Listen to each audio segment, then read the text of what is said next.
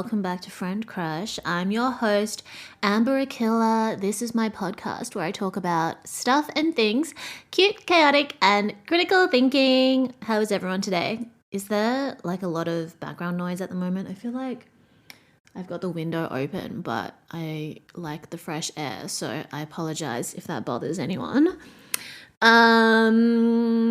Today's episode is about working full-time versus working freelance, my personal thoughts and feelings on the difference, and like the things that I would consider when deciding whether full-time or freelance work is more suitable for you. Because I feel like there was this time where people sort of romanticized freelance work a lot, and you would see people who started with a full-time job, maybe they became influencers and then quit their full-time job to be an influencer, and it was like that's the goal, to just work freelance.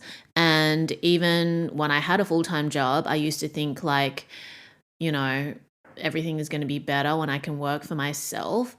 And it's not that one is better than the other, it's just which is more suited for you and your needs and your personality as well, and also just like whatever you're trying to get out of life, because everyone's different. And for some people, having a full-time job makes more sense for what they're looking for in life and how they want to live, and then for others, freelance is like better suited. So I've also had people ask questions like, oh, like I'm not enjoying my job right now, blah blah blah, I want to do my own thing, and like, do I have any advice for them? And I feel like, my whole thing, like podcast and content wise, is not about telling you what you should do, but trying to encourage you to like ask yourself different kinds of questions so that you can come to the most authentic answer for yourself, right? Like, I don't know your exact circumstances. I don't know what it is that you're truly looking for, or what underneath all the assumptions and expectations that you have for yourself, what it is that you're really looking for.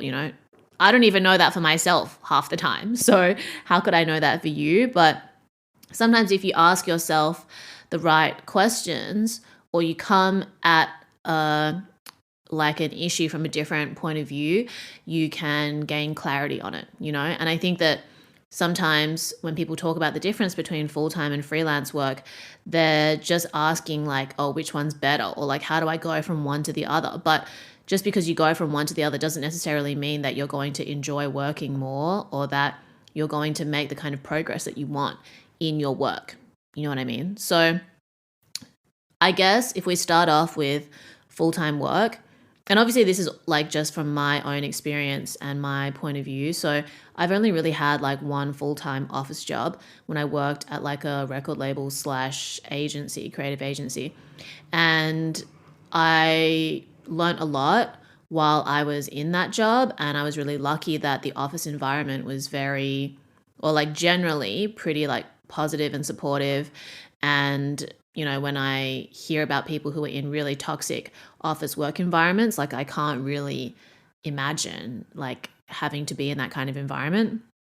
Because for the most part, like even though my full-time job, it was like very chaotic, the type of work we were doing or the way that we worked, I still felt pretty supported for the most part. And like I was learning a lot up until the point that I stopped feeling like that. And that's when I left. And I was just lucky that I'd already been working on my own stuff, and a lot of my personal projects paid well, if not better than like my monthly salary at my full-time job. So it made sense for me to be able to transition out of it.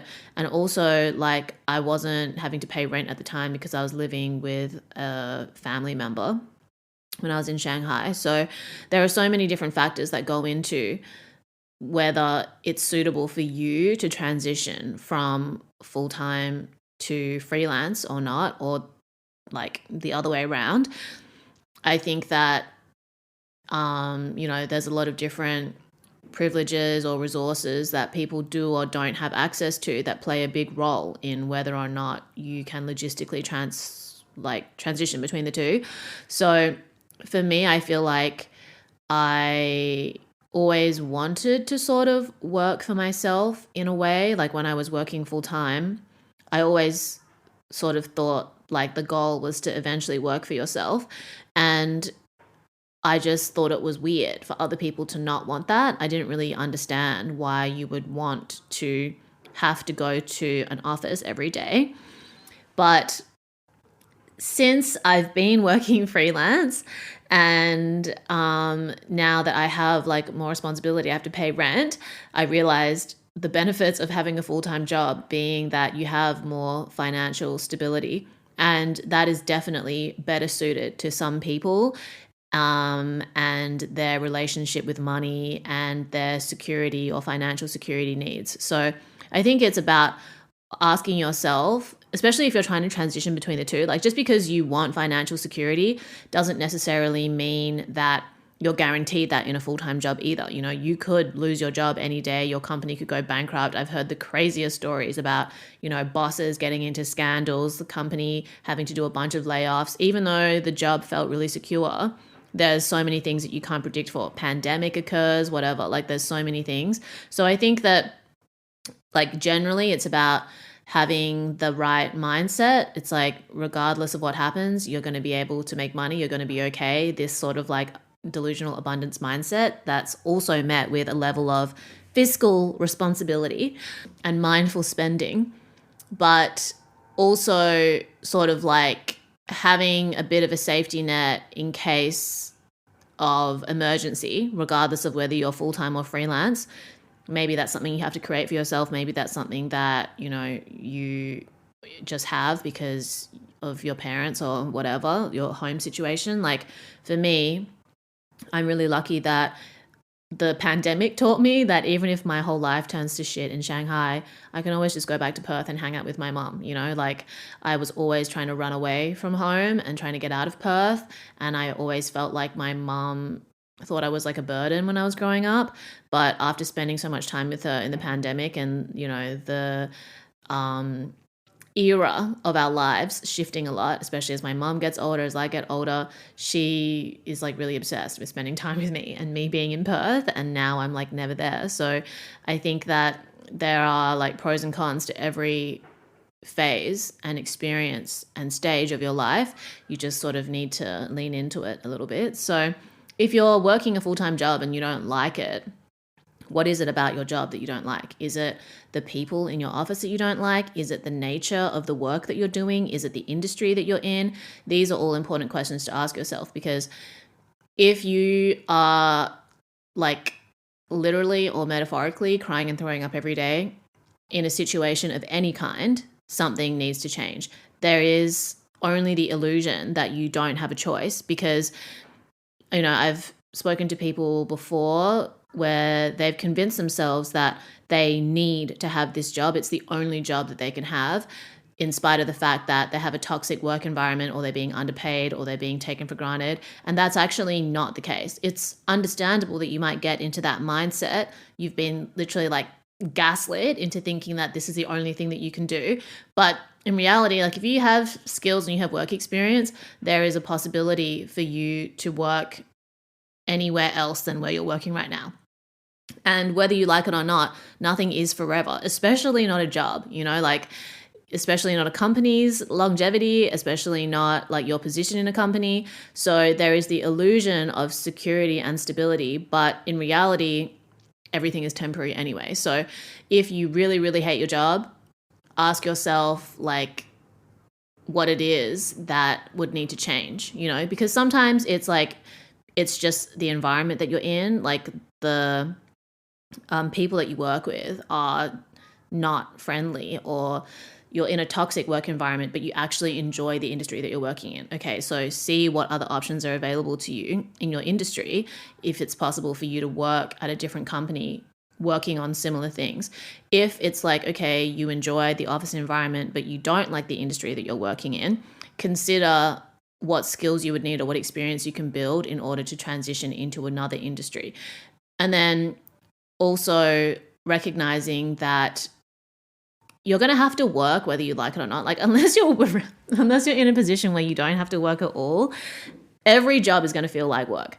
even if you turn your hobby into a job, it will eventually feel like work, and you will need to get a new hobby to feel like creatively fulfilled again. Like, I do so many different types of work, and every time something that like started as a hobby has become a job, I've had to find another hobby to replace like the former hobby, because your relationship with it changes, and the expectations and the stakes change a lot when you start to do something for money. And that's not an inherently bad thing. Like, I still think it's great if you can monetize a hobby, and I still enjoy the work that I do. But, you know, more and more I recognize that there is a level of detachment that has to come with working with other clients, and compromise that comes with making money to survive, and also like creative freedom or creative input, or relying on your job to create a sense of fulfillment for you, or like solely relying on your job to create a sense of fulfillment. I think that if you are a somewhat ambitious person, or if you want to be creative in your work, it's very difficult to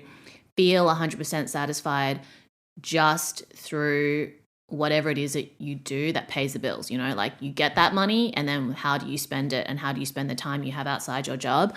So yeah, like, I have seen so many people like go through this inevitable canon event, which is working a job, especially a full-time one, not enjoying the environment, or taking like every little thing, every inconvenience that's happening at their job, and assuming that if they had a different job, they wouldn't have those inconveniences anymore. And obviously this exists on a spectrum, and each person's like tolerance level is different.